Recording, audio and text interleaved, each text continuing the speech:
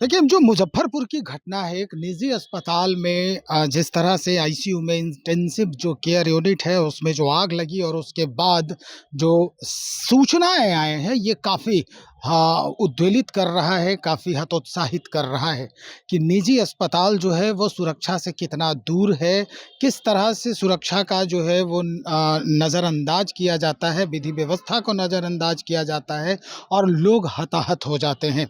गए थे इलाज को, लेकिन खबर ऐसी आ रही है कि क्या से क्या हो गया। लगभग 4 लोगों के मरने की पुष्टि हो रही है। हालाँकि जो अस्पताल प्रशासन है उसके तरफ से ये सूचना प्रसारित की जा रही है कि 3 लोग ही जो हैं उस पूरे आग के ज़द में आए हैं और बाकी लोग जो घायल हुए हैं उन्हें अन्य अस्पतालों में पहुँचाया गया है बेहतर इलाज के लिए।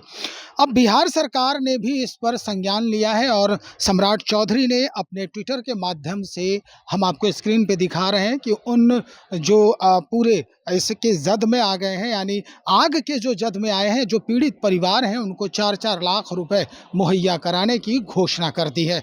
क्या कुछ अद्यतन जानकारी है, ये आपको विजुअल के माध्यम से हम लगातार दिखा रहे हैं। आप देखिए किस तरह की घटना हुई है वहाँ पर और क्या जो है वो विधि व्यवस्था वहाँ के जो संभालने वाले लोग हैं, पुलिस प्रशासन के लोग हैं, क्या कह रहे हैं? एक दुखद घटना हुई है अर्ली मॉर्निंग में, जिसकी जानकारी हम लोगों को भी मिली है और उसमें जो है 3 लोगों की अभी तक मृत्यु की सूचना है और लोगों को 13 से 15 मरीज आईसीयू में भर्ती थे। हम लोग कंफर्म कर रहे हैं, उनके परिजन अगल बगल में अस्पतालों में ले गए हैं, लेकिन 3 मृत्यु की सूचना आ रही है जिसको हम लोग कंफर्म कर रहे हैं, ठीक है ना। और जो भी कानूनी कार्रवाई है उसको आग पर काबू कर लिया गया है, उसको हम लोग देख रहे हैं। अभी तक 4 लोगों की मृत्यु हुई है। क्या लगता है और का आंकड़ा और बढ़ेगा? ये अभी कहना उचित नहीं होगा। हम लोग प्रयास कर रहे हैं सभी अस्पतालों के संपर्क में कि सभी की जान बचाई जा सके। तो अभी तक हम है कि प्रयास चल रहा है। यहाँ पर चूंकि काफी संख्या में लोग आए हैं तो फोर्स यहाँ पर तैनात है और अतिरिक्त बल भी पुलिस लाइन से मंगाया गया है। तो अभी तक सामान्य स्थिति है, लेकिन जब तक और पूर्णतः सामान ना हो जाए यहाँ पर फोर्स रहेगा। अब हम सीधा पहुँचते हैं, बिहार सरकार के मंत्री हैं अशोक चौधरी, उनसे भी सवाल किए गए। सवाल का जवाब अशोक चौधरी किस तरह से दे रहे हैं, ये अब हम आपको सुनवा रहे हैं।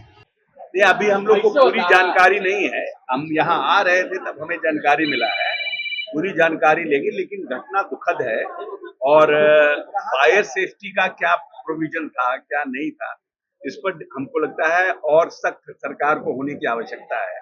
क्योंकि जब हॉस्पिटल खुलता है तब तो सभी नॉर्म्स को लोग दिखाते हैं और लाइसेंस लेते हैं नर्सिंग होम के लिए या अस्पताल के लिए, लेकिन बाद के दिनों में वो कितना इफेक्टिव रहता है, इसके लिए भी और सरकार को सख्त अपना फ्लाइंग स्क्वाड बनाना चाहिए और कि व्यवस्थित है कि नहीं, डॉक्टर्स हैं कि नहीं, तो ये सब व्यवस्थित और भविष्य में हो।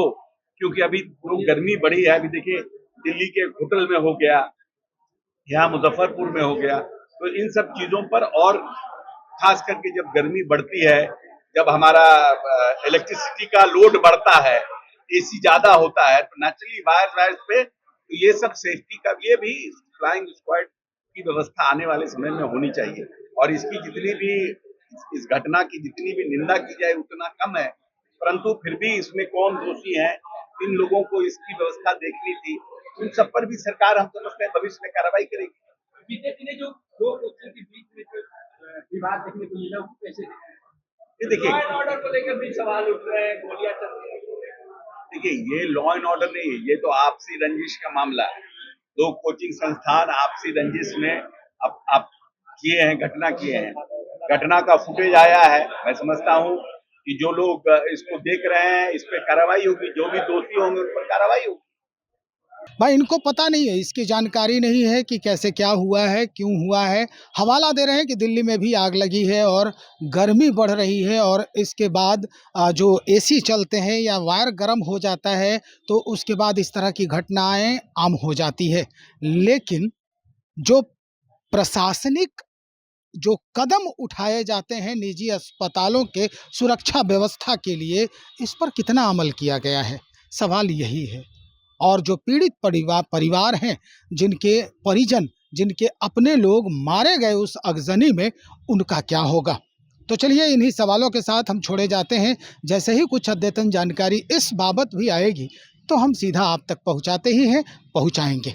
बहुत शुक्रिया आपका।